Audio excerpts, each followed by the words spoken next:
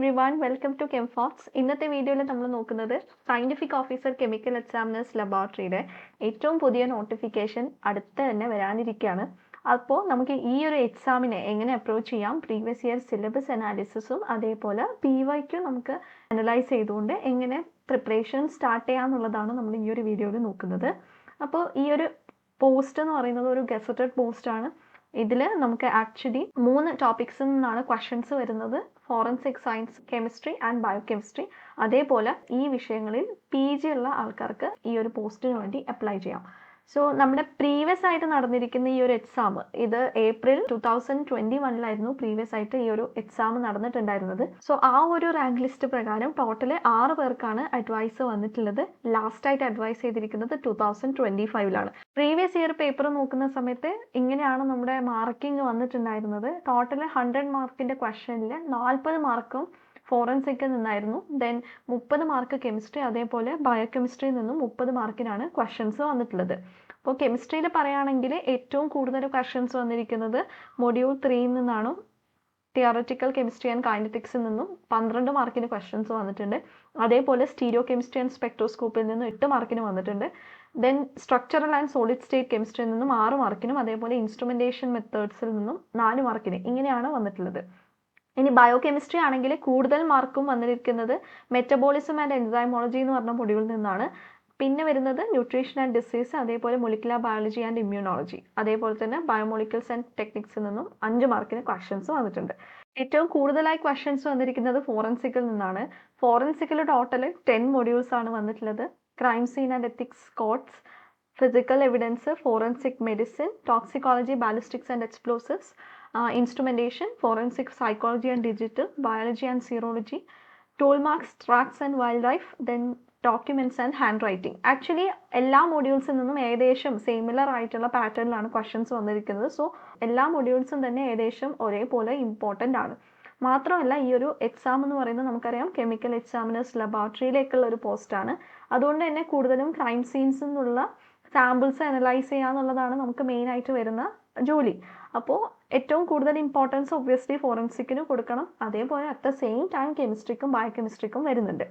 അപ്പോൾ നിങ്ങൾ previous cut off നോക്കുകയാണെങ്കിൽ 26.67 മാർക്സ് ആയിരുന്നു കട്ട് ഓഫ് വന്നിട്ടുണ്ടായിരുന്നത്. മാക്സിമം മാർക്സ് എന്ന് പറയുന്നത് 40.67. ഇത് റിട്ടൺ ടെസ്റ്റിൻ്റെ മാർക്കാണ്. അപ്പോൾ നിങ്ങൾക്ക് നോക്കിയാൽ മനസ്സിലാവും കട്ട് ഓഫ് താരതമ്യേന കുറവാണ്. 26.67 മാത്രമേ ഉള്ളൂ.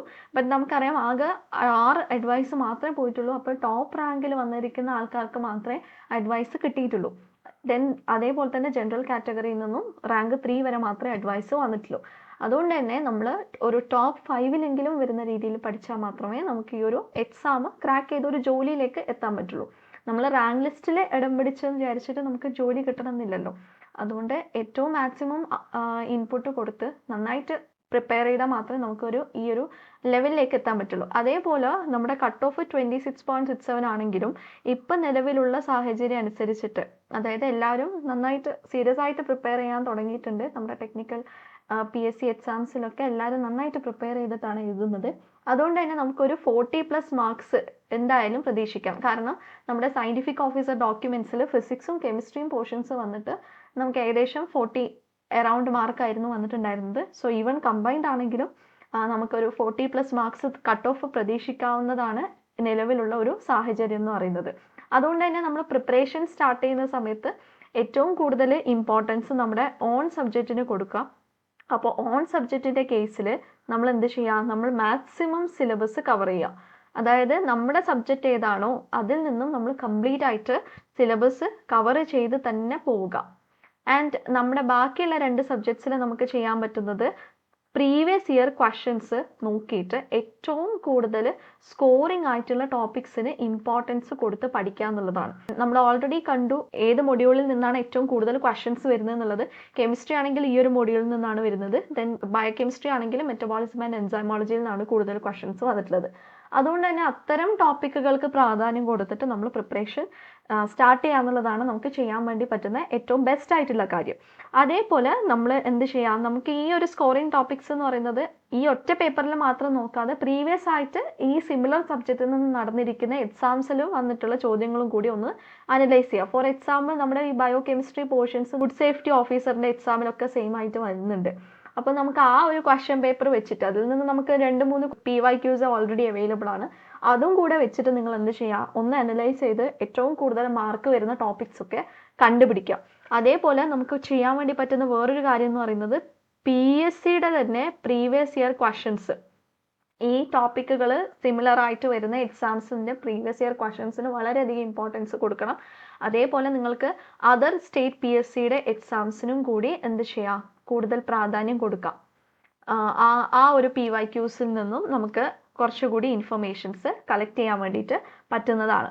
അതേപോലെ നമുക്ക് അതാത് സബ്ജക്റ്റിൻ്റെ സെറ്റിൻ്റെ പേപ്പേഴ്സും കൂടി ഒന്ന് നോക്കിക്കഴിഞ്ഞാൽ നമുക്ക് നല്ല ക്വസ്റ്റ്യൻസ് കിട്ടുന്നതാണ്. അപ്പോൾ ആ ഒരു ക്വസ്റ്റ്യൻസും കൂടി ഒന്ന് വർക്കൗട്ട് ചെയ്ത് പോവാം. അതേപോലെ മെയിൻ ആയിട്ടുള്ള കാര്യം എന്ന് പറയുന്നത് നമ്മൾ തിയറി കംപ്ലീറ്റ് ചെയ്യുന്നതിനോടൊപ്പം ക്വസ്റ്റ്യൻസ് മാക്സിമം പ്രാക്ടീസ് ചെയ്താൽ മാത്രമേ നമുക്ക് ഇപ്പോൾ ഉള്ള എക്സാംസിനൊക്കെ ടാക്കിൾ ചെയ്യാൻ വേണ്ടിയിട്ട് പറ്റുള്ളൂ. ആൻഡ് നിങ്ങൾ എത്രയും പെട്ടെന്ന് പ്രിപ്പറേഷൻ സ്റ്റാർട്ട് ചെയ്യുക എന്നുള്ളതാണ് വേറൊരു കാര്യം.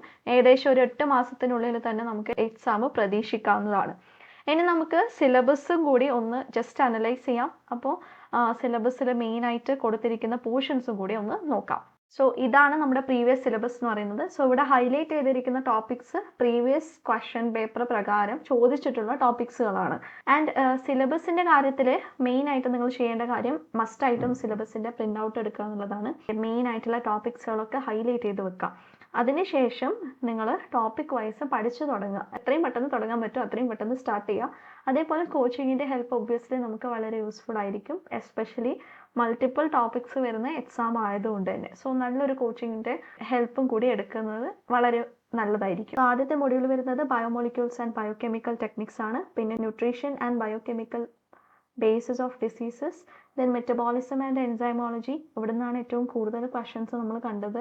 Then molecular biology and immunology. Then chemistry പാർട്ടിലേക്ക് വരുമ്പം structural and solid state chemistry, stereo chemistry and spectroscopy in organic compounds. നിങ്ങളൊരു കാര്യം ശ്രദ്ധിച്ചാൽ മനസ്സിലാവും, ഈ ടോപ്പിക്കുകളെല്ലാം തന്നെ വളരെ ഇമ്പോർട്ടൻ്റ് ആയിട്ടുള്ള ടോപ്പിക്കാണ്. സോ നോർമലി എക്സാമിന് ചോദിക്കുന്ന പോലെ എല്ലാ ടോപ്പിക്കുകളും ഇതിൽ ഇൻക്ലൂഡഡ് അല്ല. ആക്ച്വലി ഏറ്റവും ഇമ്പോർട്ടൻ്റ് ആയിട്ടുള്ള ടോപ്പിക്കുകളാണ് ഇവിടെ ഇൻക്ലൂഡഡ് ആയിട്ടുള്ളത്.